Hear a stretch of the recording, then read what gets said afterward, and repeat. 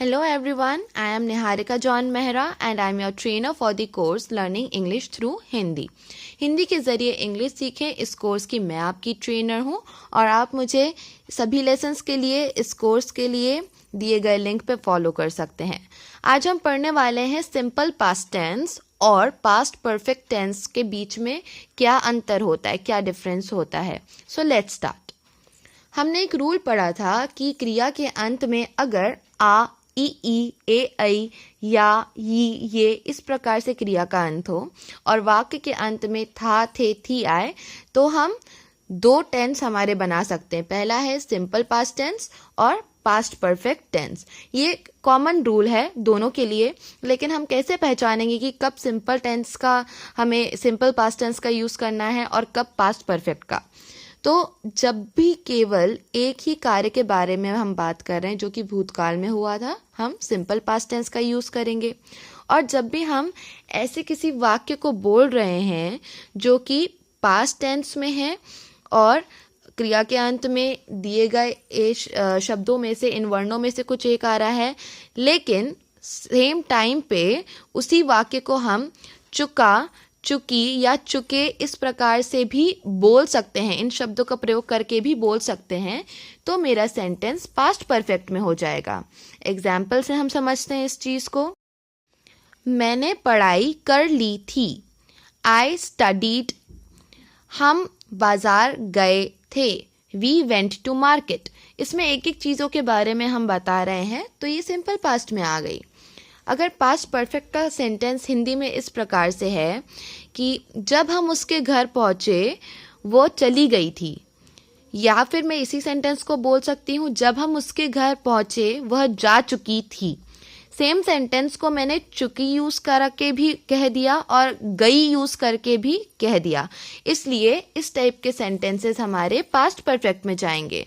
एक और एग्जाम्पल लेते हैं। जब तक मैं पार्टी में पहुंची खाना खत्म हो गया था। जब तक मैं पार्टी में पहुंची खाना खत्म हो चुका था। सेम सेंटेंस को खाना खत्म हो गया था और खाना खत्म हो चुका था हम दोनों तरीके से बोल सकते हैं, इसलिए इस सेंटेंस को इंग्लिश में अगर कहेंगे तो हम पास्ट परफेक्ट का यूज़ करेंगे। थोड़े और यूजेस देख लेते हैं हम। सिंपल पास्ट टेंस का जो यूज़ है, सबसे पहला, ऐसा कार्य जो भूतकाल में पूरा खत्म हो गया हो, जैसे मैं गोवा गई थी, आई वेंट टू गोवा। मैं बाजार सब्जी खरीदने गई थी, I went to market to buy some groceries. इस तरीके से जो सेंटेंसेस है वो सिंपल पास्ट टेंस में चला जाएगा। जब भी किसी कहानी में एक के बाद एक बात का वर्णन हो तो वो भी हम भूतकाल में अगर होती है तो सिंपल पास्ट टेंस का प्रयोग करेंगे। कहानी मतलब लिटरली कोई कहानी की बात नहीं कर रहे जो कि हम सिर्फ पुस्तकों में पढ़ते हैं या फिर कहीं सुनते हैं या देखते हैं, लेकिन ऐसा कोई भी हमारे जीवन से जुड़ी चीज़ें या फिर व्याख्या जो कि भूतकाल में हो चुकी है, अगर मैं किसी से शेयर कर रही हूँ, किसी को बता रही हूँ, तो मैं एक के बाद एक कार्यों को बताती हूँ, तब भी हम सिंपल पास्ट टेंस का इंग्लिश में प्रयोग करते हैं। जैसे कि अगर मैंने संडे को क्या किया, मैं उस चीज़ को मेरे किसी फ्रेंड को बता रही हूँ, तो हमने यहाँ एग्जाम्पल में लिया है, मैं घर आया था, मैंने फिर खाना खाया, उसके बाद मैंने थोड़े से पढ़ाई करी। इस तरीके से अगर मैं एक के बाद एक चीज़ों को बता रही हूँ तो मैं इंग्लिश में सिंपल पास्ट टेंस का यूज़ करूँगी। मैं घर आया था, आई केम टू होम। मैंने फिर खाना खाया, after that I ate food. उसके बाद मैंने पढ़ाई करी, आफ्टर दैट आई स्टडीड। इस तरह से हम टुकड़े टुकड़े में बता रहे हैं कि हमारा क्या क्या चीज़ें हुई थी, और इसलिए हम जब इंग्लिश में इन्हें बोलेंगे तो सिंपल पास्ट टेंस में बोलेंगे। तीसरा जो पॉइंट हम तब यूज़ करते हैं सिंपल पास्ट टेंस इंग्लिश में, जब भूतकाल की कोई आदत या परिस्थिति को हम बता रहे हों। कोई भी मेरी हैबिट रही हो या रूटीन रहा हो जो अब नहीं है, उसको भी हम सिंपल पास्ट टेंस में बताएंगे। जैसे मैंने बचपन में क्रिकेट खेला था, I played cricket in my childhood. अभी वो कार्य नहीं हो रहा है, तो इस सारी चीज़ों को भी, इस टाइप की आदतों को भी हम सिंपल पास्ट टेंस में बताते हैं। नाउ लेट्स सी कि पास्ट परफेक्ट टेंस का यूज़ क्या होता है। बहुत सिंपल है दोनों को डिफ्रेंशिएट करना, दोनों में अंतर पहचानना।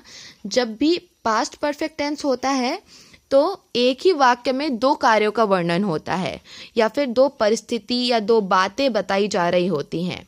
ऐसे केस में, ऐसी सिचुएशन में जो पहली बात हुई है उसे हम पास्ट परफेक्ट में बोलते हैं और उसके बाद में जो बात हुई है उसे हम सिंपल पास्ट में बोलते हैं। जैसे कि हमने एग्जाम्पल में लिया है, जब मैं घर आई राहुल चला गया था। यहाँ पे दो चीज़ें हो रही हैं, एक मेरा घर पे आना और दूसरा राहुल का चले जाना। तो दोनों में से पहली चीज़ क्या हुई है कि राहुल चला गया था। तो इसे जब हमने इंग्लिश में कन्वर्ट किया है, हमने पहले बोला है Rahul had gone. Rahul had gone मेरे पास्ट परफेक्ट टेंस के लिए यूज़ होता है। उसके बाद जो चीज़ हुई, मैं घर आई राहुल के जाने के बाद, तो दूसरी जो कार्य हो रहा था व्हेन आई केम होम, उसको हमने सिंपल पास्ट टेंस में बनाया है।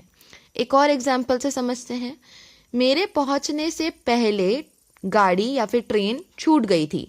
मेरे पहुंचने से पहले ट्रेन छूट गई थी। इसी एक सेंटेंस में दो कामों को हम देख रहे हैं, मेरा पहुंचना और गाड़ी का छूटना। दोनों कार्यों में से पहले क्या हुआ है, गाड़ी का छूटना पहले हुआ है। इसलिए जब इंग्लिश में ट्रांसलेट करेंगे तो ट्रेन हैड लेफ्ट, गाड़ी के चले जाने को हमने पास्ट परफेक्ट टेंस में बनाया है, ट्रेन हैड लेफ्ट।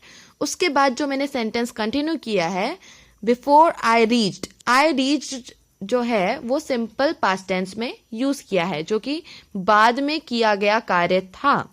इस प्रकार से हम पास्ट परफेक्ट टेंस पहचान सकते हैं। जब भी दो कामों का वर्णन हो, दोनों भूतकाल में किए गए हों, तो पहले वाला कार्य जो है हम पास्ट परफेक्ट में बताएंगे।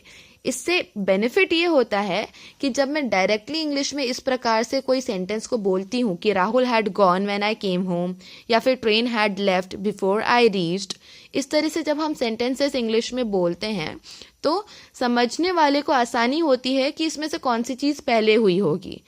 तो ये था हमारा पास्ट परफेक्ट टेंस का यूज़, और आप इन्हें और समझने की कोशिश करिए, अप्लाई करिए आपके जो डेली बोलचाल है उसमें, आपको और क्लियर होगी चीज़ें। And that's all for today. Thank you everyone. Don't miss to comment, rate, review and recommend. Keep learning, keep growing.